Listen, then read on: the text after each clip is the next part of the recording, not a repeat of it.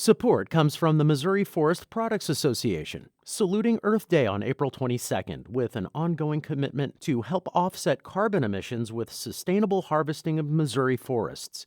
Details at choosewood.com. It's Thursday, December 8th. This is The Gateway. I'm Wayne Pratt. Scott Air Force Base in the Metro East is home to the U.S. Military Command responsible for moving supplies and people around the globe.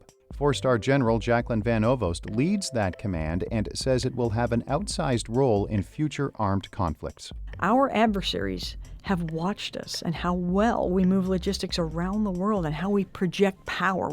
And they're looking at where the weak links are. St. Louis Public Radio's Eric Schmid will have a conversation with the general in just a few minutes. People in Missouri with nonviolent marijuana violations can have their records expunged under Amendment 3, which takes effect today. Legal aid lawyers are helping to expedite the process. St. Louis Public Radio's Andrea Henderson reports. In 1983, police raided Cynthia Cross's apartment in North St. Louis. Prosecutors charged her with 2 felony counts of marijuana possession. She says the substance wasn't hers and maintains her innocence. Cross says her conviction disrupted her life. She couldn't get the healthcare job she wanted and hasn't been able to find a home in a safe neighborhood. In August, Arch City defenders helped Cross expunge her record. Cross says Amendment 3 could help many others clear their records of marijuana charges and avoid years of hardship. When I look back over all of years, I could have been way advanced in my career. My kids could have had better. I could have had better housing. Cross says she wishes the amendment had passed years ago. I'm Andrea Henderson, St. Louis Public Radio. Illinois Governor J.B. Pritzker is defending how long it is taking to expand the state's cannabis industry. He says the state intended to award social equity licenses years ago, but there were problems. COVID hit in March, and then we started to see challenges in the courts. And that really has taken us for most of the last 2+ years. Pritzker made the comments yesterday at one of 3 such dispensaries to open in Illinois so far. The state gave 192 conditional licenses to social equity applicants in a process that started in 2019. Pritzker acknowledges there's still more work to do. A new law in Missouri requires health facilities to allow in-person visitors. As St. Louis Public Radio's Sarah Kellogg reports, the legislation's full impact may not be known until the next public health emergency. The No Patient Left Alone Act was a reaction to Missourians who found themselves unable to visit their loved ones in healthcare facilities during the COVID-19 pandemic. So far, there appears to be minimal impact in part due to Missouri no longer being in a public health emergency.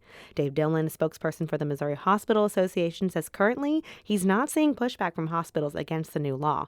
However, it's unknown how the law will impact hospitals in the next public health emergency. Where the balance exists between what the state law is and or the state and federal law, which sometimes are in conflict, and how we can implement that to best protect the patients and the staff. Dillon says the law creates a balance between allowing patients to have a support system and ensuring there wasn't additional contagion. I'm Sarah Kellogg, St. Louis Public Radio.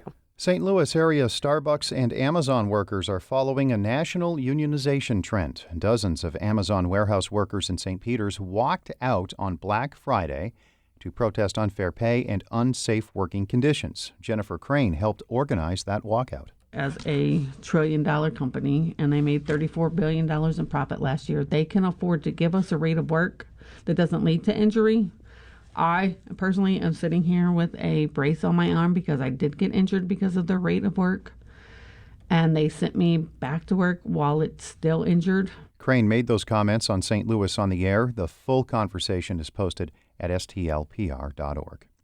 The Cardinals have landed their replacement for retired catcher Yadi Molina. Several media outlets are reporting the team has signed free agent Wilson Contreras to a 5-year, $87.5 million contract. Contreras had been with the Chicago Cubs. Cardinals.com reports it's the largest contract in team history for someone who has not played for St. Louis. Hi, it's Marissa Ann Lewis-Thompson, your afternoon newscaster at St. Louis Public Radio. Keep podcasts like The Gateway thriving by becoming a member of St. Louis Public Radio today. Your support ensures that your community stays informed and has access to fact-based local and national news. Give right now at stlpr.org, and thanks. General Jacqueline Van Ovost leads the U.S. Transportation Command based at Scott Air Force Base. It handles logistics for the military. St. Louis Public Radio's Eric Schmidt recently spoke with the general about the command's continuing work in Ukraine and what she sees in its future. Their conversation starts with the role of U.S. Transcom in the military. I'm a global transportation company. Think trucks, think rail, ships, and airplanes that carry military equipment and personnel around the globe to meet our national security needs. That's what we do at U.S. Transportation Command at Scott Air Force Base. So to me, that seems like a job that is, well, it's one when you do it well, many people may not notice, but if you do it poorly, many people may notice. Is that right? Yeah, exactly. I would say we move stuff around the world on a daily basis, right? And when we think about the Ukraine conflict, we've moved, somewhere close to 195 million pounds of stuff around the world to get to Ukraine. We are helping Ukraine defend itself against the naked aggression from Russia. Let's say the air defense systems that you see that they're using, the artillery systems that you see that Ukraine is using, know that it came from the United States, mainly from the United States, and about 25 other countries have helped. But it came from places that were not in Ukraine. We brought it from around the world, as far as the Indo-Pacific. So what are the kinds of requests that you're getting from European Command or other commands now for Ukraine? I think about this especially as we move into winter, and I've been reading stories about, some of the different needs now. Can you talk about that? As we are moving into the winter now, obviously, Russia is on this terrible campaign of crushing the civilians by killing all the critical infrastructure, which means they have rolling blackouts. They don't have the heat, right? So we are focused on supporting them, as is the European Union and NATO, with things like generators and transformers and warm clothing, heating capabilities, tents, sleeping bags. So beyond just the munitions and ability for life support, not just for them, but for aid. It's a multi-pronged effort from NATO, the European Union, the U.S., and many of our partners in the Pacific. They're sending stuff as well. So what you see is a worldwide coalition to support Ukraine against Russian aggression. I want to move to this defense strategy that I think was released this year. And there's a lot in it. So let's start off with this idea that logistics has a critical role in any future military action. And can you expand on that for me? Yeah. I have said that the logistics has covered some operational risk for us. In other words, sometimes we make decisions and logistically we can pull out miracles to make it happen because we've done it so well. I think about what we're doing with Ukraine, Operation Baby Formula, the syringes and the vaccines that we sent around the world. Now, we can make all that happen, right? I don't like to be the miracle worker. I'd like, a very stable plan that we can actually execute. You can start a war, but if you want to continue, you've got to have the supplies. You've got to bake all of that into the planning. So coming from that, how will movement in the future be more difficult or not as easy as it may have been in the past? Yeah, sure. We've had freedom of maneuver around the world because we've had access, basing, and overflight from all of our allies and partners. But in the future, what we call contested logistics come at play. Our adversaries have watched us and how well we move logistics around the world and how we project power. And they're looking at where the weak links are, and they're looking directly at logistics. The last thing I want to ask about is, I understand Transcom is doing a lot with local universities in St. Louis. Can you tell me about that?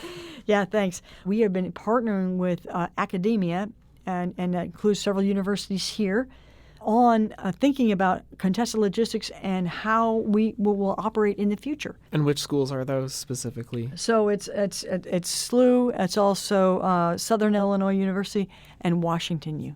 So the educational partnership agreements that we have exposes the university students to the problems that we are having in logistics and gives them an opportunity to write papers or to do some experiments on how that they might solve it.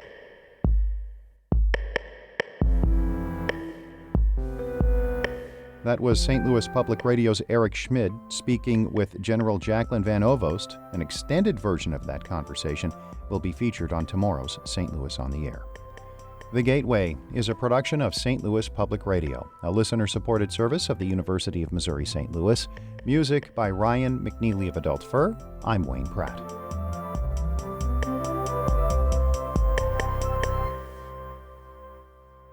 Support comes from the Missouri Forest Products Association, saluting Earth Day on April 22nd with an ongoing commitment to help offset carbon emissions with sustainable harvesting of Missouri forests.